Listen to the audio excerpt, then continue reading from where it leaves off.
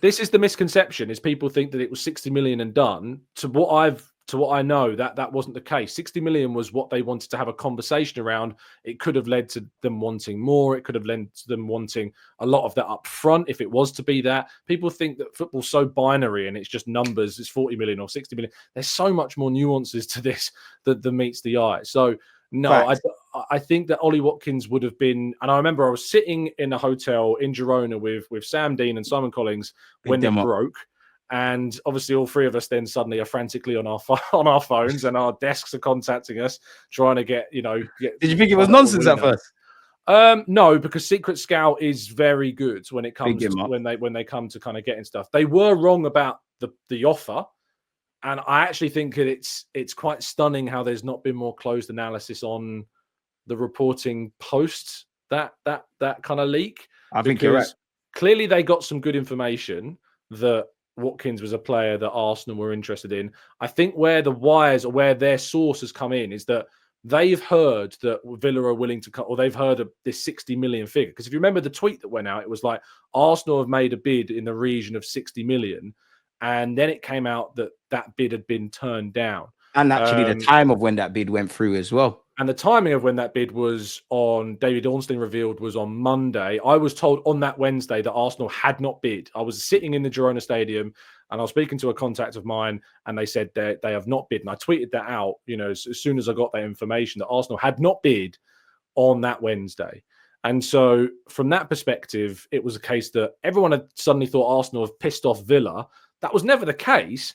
Villa were just frustrated that it came out at that point and that it had come out. Naturally, they got a game on. Exactly. And the whole John Duran situation was going on and it progressed because those talks with Arsenal were, if you think the bid's on Monday, those talks were going on way before Monday to then start. This is how football works. Where Arsenal were putting kind of an informal proposal to Villa. So it happened way before before John Duran's Al Nasser stuff was happening. It's because people started thinking, why Arsenal are just doing this for a smokescreen? Obviously say we tried and all of that stuff. This all happened before the Al Nasser stuff was going down. I think there was Fabrizio reported on it was the 20th of January that John Duran is not leaving. I think he said something like that. He's not going to go. Shows you how weird football is, man. And that shows you how things change. So yeah, the Watkins proposal, as it wasn't like an official, submitted bid to Villa or anything like that. It was a conversation. Arsenal, put in this kind of proposal of 40 million plus add-ons, and Villa weren't willing to entertain it. And Arsenal never went back again. There were certainly suggestions that they were considering going back, but that never happened. And it didn't make enough sense, so they left it. Why I feel Arsenal failed in the window is because they failed at finding a solution to the problem that we had. And that solution is not just found by spending big money on a player. Sometimes, as I've come around on the idea, sometimes you do just need a body. And when you sign a body, and I asked Arteta this, I said, does the January window sometimes lower or loosen the threshold of the quality of player that you go for? And he said, hopefully not, was what his answer was. We always have a standard. We're not going to sign just bodies. Bodies don't help. I slightly disagree, and I think actually a body may have helped. People will scoff at names like Alvaro Morata, who went on loan to Galatasaray. But if you're in a place of desperation, Morata would have helped isolated to that. In general, I'm not having him, but we needed that. People aren't going to have that, even and they're going to laugh at that. But if you're in a Champions League final, I'd rather I got Morata coming off the bench than Sterling coming off the bench to change a game. You're not alone. You're not alone. So I think, and it's not just him. He wasn't the only option. I think there were players. I think you could have looked into maybe making the Neto deal. Paying like a couple of million quid to Bournemouth, getting around it, permanent, going to Brighton and saying, we'll take Evan Ferguson. There were reports that West Ham were concerned that Arsenal might, rival them for Ferguson. I don't know if Brighton would have done that. Our relations with Brighton, with the Caicedo stuff, aren't the best. I don't know if they're not in terms of the relationships, but certainly that whole Caicedo thing didn't go the way Arsenal hoped it would, and certainly the way in which Caicedo went and behaved during that January window, the statement that he made, I'm not sure helped the relations either. Completely got in his head, man. And so I think from Arsenal's perspective, I don't think Arsenal failed because they didn't sign a 50, 60, 70 million pound striker. I think Arsenal failed because the people behind the scenes didn't find the solution that we needed when there perhaps was options there in the short term in terms of a 6-month loan deal for a player in Europe.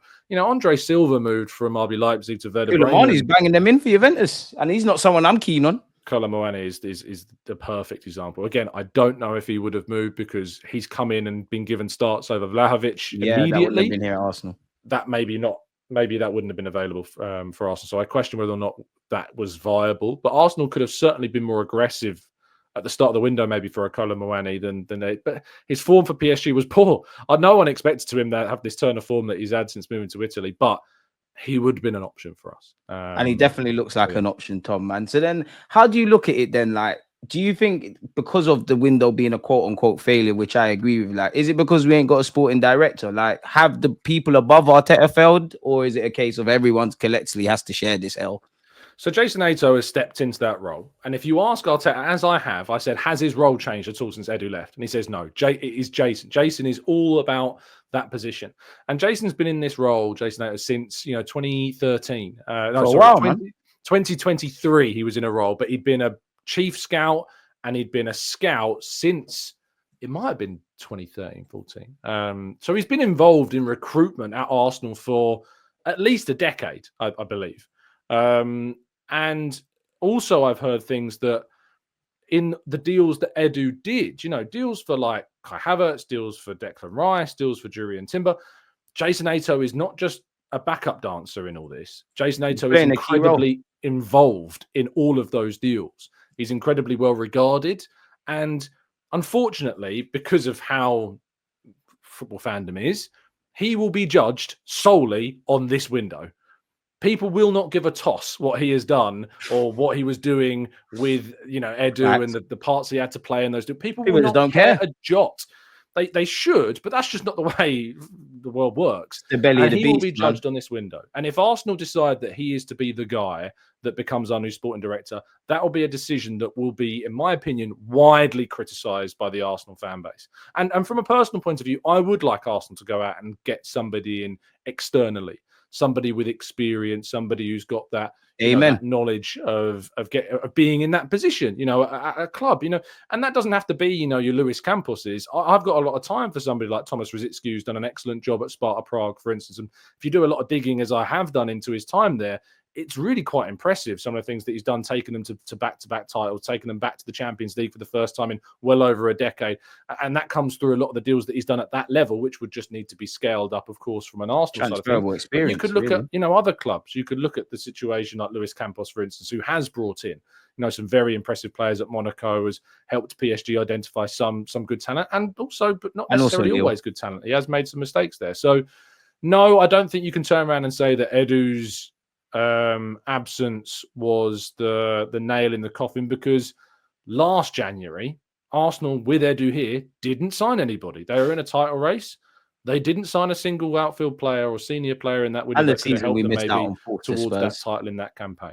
So no, I don't think that can be looked at as something to point to, because Jason Ato has stepped into that position and has been tasked with it and has been doing that job to a degree with Edu for a very long time. Where are you at with the goalkeeping situation? Are you muted, or have I just lost my? It might be me. This sometimes happens on StreamYard. I'm gonna refresh. Entertain the chat for 30 seconds, DJ. I'll be back. No worries. Can anyone hear me? Can you not hear me? Please don't tell me my shit's messed up. Oh, we was having a great chat. Is it me? Hold on. One second. Things go wrong. Okay, I can hear you.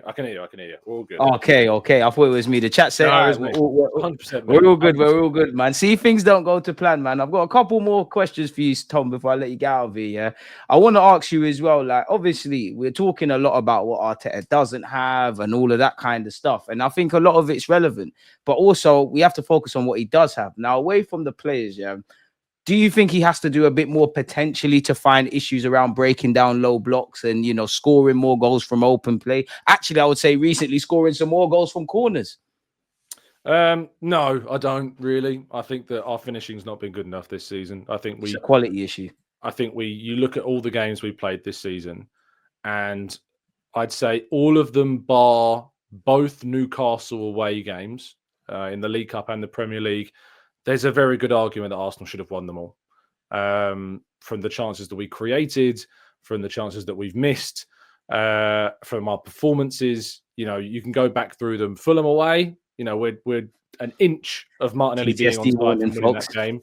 Partey should score that header from the corner that he has in that game. High margins.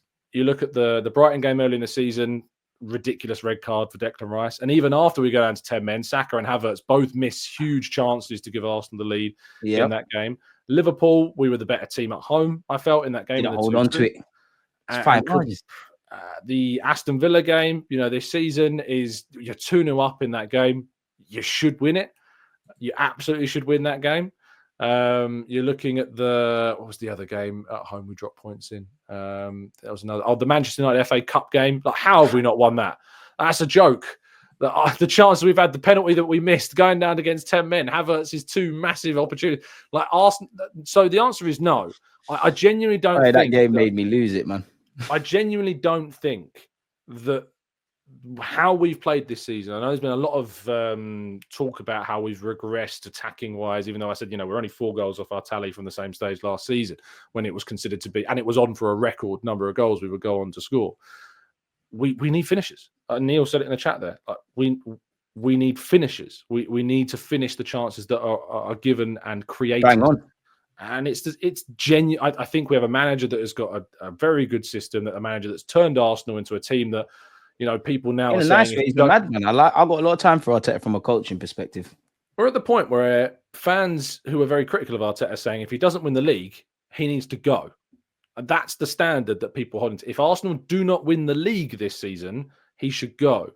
With Kai Havertz leading our line as well, which I have to big up Arteta for. Without Odegaard for how many weeks, and Saka for without how many weeks, and White without how many weeks, and PGMOL having some questionable questions aimed at them. I am fine with how we are playing. I'm fine with the chances we are creating. I'm not fine with how many we are missing.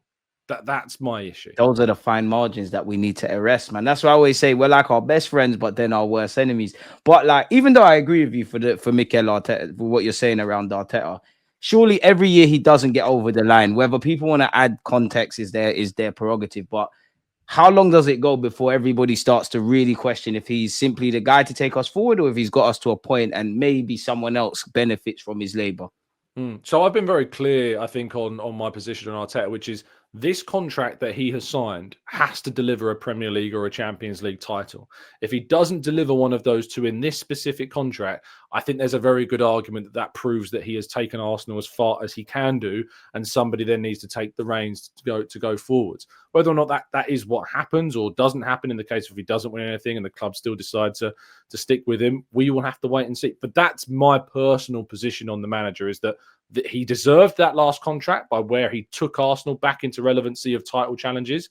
But now we're in a contract in a period where you've spent the money. Yes, we need some more. And I think he deserves to be backed, but we have to back him. We backed him to this point. Why stop now? Whether you agree with Arteta or not, at this point, the Cronkies have committed to him now. You've given him a new deal before the ball's been kicked. He's taken us from 8th, which some of it was his own making. The vast majority, he inherited a mess. He's taken us to again, I'm not one to harp on about the best team of 2024, but the stats and all of that jazz is out there. There is a good crop. There's a good root of what we're doing. For me, it's just getting over the line. And I think you said it there perfectly. If you don't do it within this contract stuff, then question marks. I've got no doubt Arteta is going to be a great manager. He's in the baby years of his managerial reign, but we're getting to that period now. And my thing is how much more stamina and motivation, as Wenger used to say, can you have, especially for these